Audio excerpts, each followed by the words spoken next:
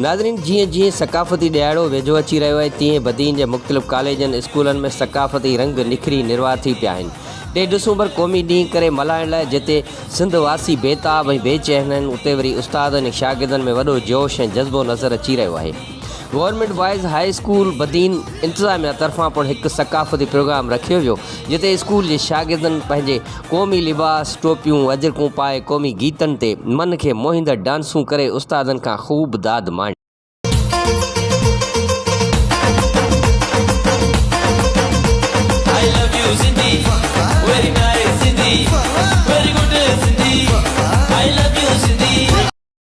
पंहिंजे सिंधी सकाफ़त खे उजागर करण लाइ टेबलोस पिणु पेश कया। उन मौक़े ते गवर्नमेंट हाई स्कूल जे उस्तादनि ऐं शागिर्दनि पंहिंजे ख़िताब में चयो त सिंध जी सकाफ़त 5000 साल पुराणी सकाफ़त आहे, जेका कॾहिं बि विसारे नथा सघूं। सिंधी ॿोली ॻाल्हाईंदड़ हर माण्हू पंहिंजी सिंध जी सकाफ़त खे मल्हाइण लाइ 3 डिसंबर उन ॾींहं लाइ बेचैन बेताब रहे थो। उन हवाले सां गवर्नमेंट हाई स्कूल में बि हिकु सकाफ़ती रंगारंगी तक़रीब रखी वई हुई त जीअं 3 डिसंबर खे मल्हाइण लाइ अॼु खां ई शुरूआति करे सघूं। अली मोहम्मद शाहानी, मीडिया दा HD न्यूज़ बदीन।